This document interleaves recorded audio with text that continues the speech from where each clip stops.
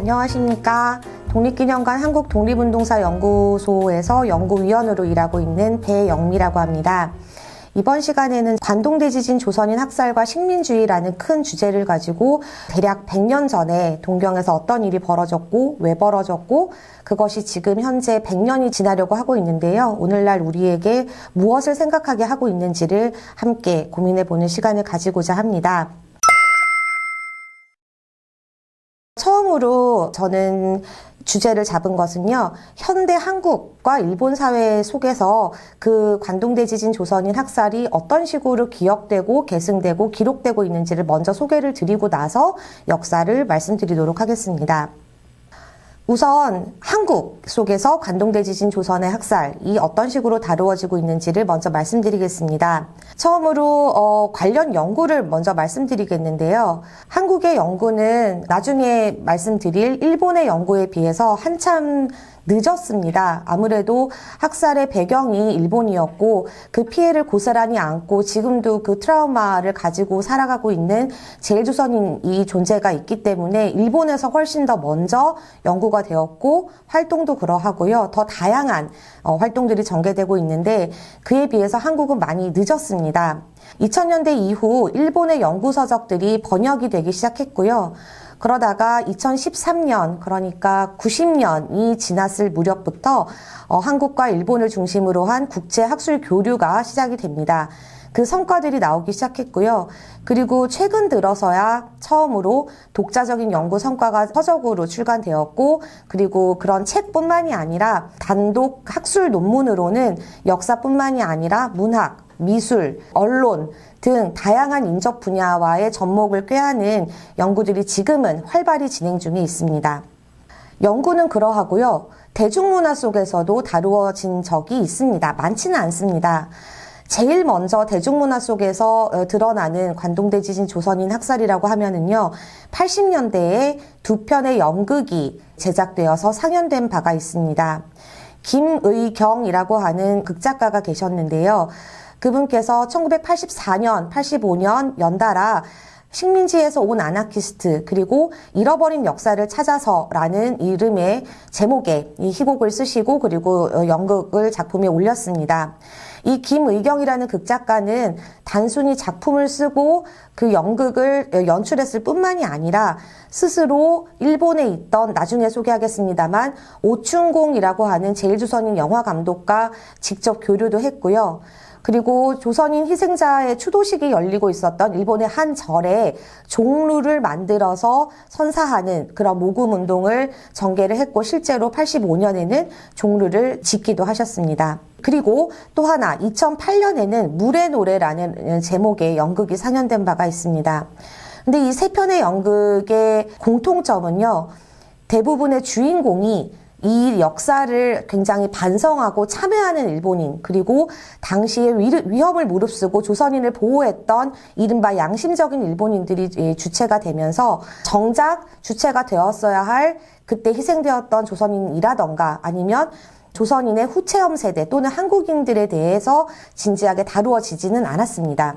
그러다가 많이들 아실 것 같습니다. 2017년에 영화 박열이 상영이 되었습니다. 물론 박열이라는 제목에서 알 수 있듯이 이 영화의 주제는 관동대지진이 아니라 박열이라는 인물이 주제였는데요. 하지만 박열과 그의 동지이자 파트너였던 카네코 후미코가 그러한 행동을 하고 그런 삶을 살게 되는 가장 결정적인 배경으로 관동대지진과 조선인 학살을 다루게 되었습니다. 이 영화가 굉장히 큰 화제를 불러일으켰고 그 이후에 TV 예능 프로그램에서도 간간히 이 문제를 다루기 시작했습니다. 영화 박열이 개봉되었던 그 해에 TVN 채널에서 프리한 19라고 해서 어떤 한 주제를 잡고 19개 순위 1등부터 19위까지를 매겨서 뭔가 소개하는 그런 프로그램인데요. 거기서 아프지만 기억해야 할 역사? 였던 것 같습니다. 광복절 특집으로 14위로 이 역사를 다룬 바가 있고요. 그리고 2년 뒤인 2019년에는 MBC의 선을 넘는 녀석들, KBS 역사저널 그날에서 주제를 다루었습니다. 그리고 2022년에는 꼬리에 꼬리를 무는 그날 이야기 SBS 프로그램인데요. 여기서도 또한 박열을 주제로 했지만 도입 부분에서 관동대지진 조선인 학살을 다루었습니다. 제가 최근에 어떤 논문을 쓰면서 TV 예능 프로그램들을 분석한 바가 있었는데요. 생각보다 굉장히 잘 만들었어요. 그래서 뭔가 비판을 해야 되는데 그런 제가 잘 모르는 입장에서 대중문화에 대해서 비판을 쉽게 하지는 못하겠구나라고 생각할 정도로 굉장히 잘 만들어졌고 균형 잡힌 시각을 찾아볼 수 있었습니다. 다만 역시나 박열이 메인이고요. 관동대 지진 조선인 학살은 그 도입부의 충격적인 사건으로 다루어지는 것이 대부분이었습니다. 역사전을 그날만 빼고요. 그리고 전문성도 굉장히 인정할 만한 했지만 아직도 보완의 여지는 있다고 생각을 합니다. 한편 그리고 일본 사회를 함께 살아가고 있는 제일조선인들의 활동 그리고 연구를 살펴보도록 하겠습니다. 일본의 관련 연구는요, 해방 직후인 1947년에 그때 당시 1923년에 학살을 직접 체험했던 제일조선인들이 수기를 남겨서 묶은 책이 발간됩니다. 그것으로 시작이 됐고요. 그리고 제일동포 1세대 연구자라고 할 수 있는 강덕상 금병동 선생님께서 자료집을 냅니다. 1960년대에. 그리고부터 연구가 서서히 진행이 됩니다. 그래서 처음에 제일조선인 연구자로 시작되었던 관련 연구가 시간이 지나면서 야마다 쇼지 선생님이라고 하는 일본인 대표적인 연구자, 그리고 지금 현재 왕성한 활동을 하고 있는 다나카 마사타카 선생님의 연구가 진행되고 있고, 이런 학술적인 연구나 자료집, 증언, 기록뿐만이 아니라 르포, 그리고 다양한 기록들을 모아서 자료집 형식으로 나오는, 예전에는 체험과 수기를 다루었던 자료집이라고 한다면, 그리고 관원 자료나 신문 기사나, 이번에는 정말 개인적인 일기라던가 아니면 학생들의 감상문이라던가, 이러한 예전에는 크게 주목받지 못했던 정말 작은 자료지만 모아놓으면 굉장히 소중한 그런 것들이 나오고 있습니다. 그리고 아까 한국의 연극을 말씀드릴 때 잠깐 언급을 했었는데요. 제일조선인 감독, 영화 감독이고 주로 다큐멘터리를 찍습니다. 오충공 감독님이 1983년과 86년에 두 편의 작품을 제작을 했습니다. 83년의 작품은 숨겨진 손톱 자국, 86년의 작품은 불화된 조선인입니다.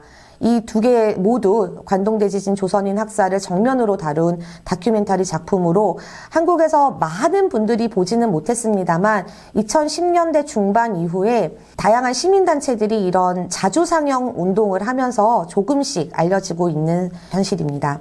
이렇게 말씀드리면 일본은 굉장히 해방 직후부터 이른 시기부터 연구도 됐고 많은 이 연구나 자료가 축적되었고, 한국도 늦었지만 지금은 또 다양하게 전개되고 있고 굉장히 해피엔딩으로 끝날 수 있으면 참 좋겠습니다만, 한편으로는 역사 왜곡, 역사 부정이 타깃이 되기도 합니다.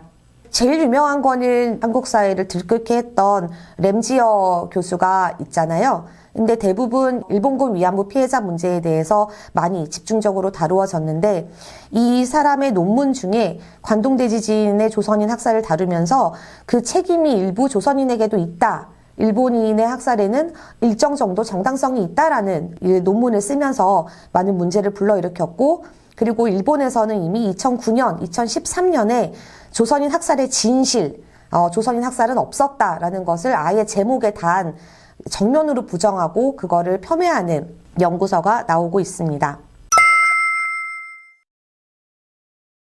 이런 상황에서 2023년은 1923년 9월에 일어났던 관동대 지진 조선인 학살로부터 정확하게 100년을 맞이하는 해입니다. 100년이나 지났음에도 불구하고 우리는 왜 이 역사를 알아야 하고 다시 한번 환기시키고 상기시켜야 하는지를 간단히 그 현재적 의미를 같이 이야기하고자 합니다. 일본에서는 지금도 큰 지진이나 집중호우 등과 같은 대형 자연재해가 벌어질 때마다 제일 조선인들을 타깃으로 한 악성 유언비어가, 옛날처럼 막 사람들이 죽이고 이러진 않습니다만 그러한 악성 유언비어가 이번에는 SNS를 통해서 인터넷으로 급속도로 확대되는 그러한 현상이 지금도 벌어지고 있습니다. 예를 들어서 우물에 독을 탔다, 라는 것들이 트위터에 공공연하게 퍼졌습니다. 그러니까 제가 이걸 처음 봤을 때 아니 우물이 없잖아요. 2020년대에. 그런데도 불구하고 이런 것들을 쓰는 사람이 있고 어머 그렇단 말이지 라고 퍼나르는 사람들이 있다는 거에 대해서 그들은 장난일지 모르겠지만 이 트윗을 볼 수밖에 없는 지금 현재 일본 사회를 살아가고 있는 제1조선인들의 입장이 되어 생각을 해보면 굉장히 공포스러울 것 같아요. 라던가 시체에서 금품을 훔쳐갔다. 뭐 도둑질을 한다. 이 자연재해 때는 어쨌거나 위험하니까 제1조선인들을 일단 격리시켜라. 조선인 폭동에 조심하라 라는 것들이 인터넷상에서 유포되고 있습니다. 어머 일본은 아직도 너무 야만적이네. 한국은 안 그래 라고 생각하는 분들이 계실 수도 있습니다. 뭐 저희도 이 정도는 아닐 수는 있습니다만 한국 사회 내에도 외국인 혐오, 현재 제노포비아라는 말로 많이 통용되고 있는데요. 가 없지는 않습니다. 이것은 한 논문에서 가지고 오는 빅데이터 표인데요.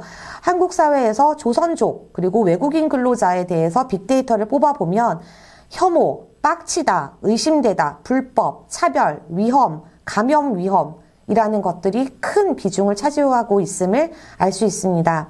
그런데 문제는 한국 사회 내에서 모든 외국인들을 이렇게 부정적인 단어로 묘사하지는 않아요.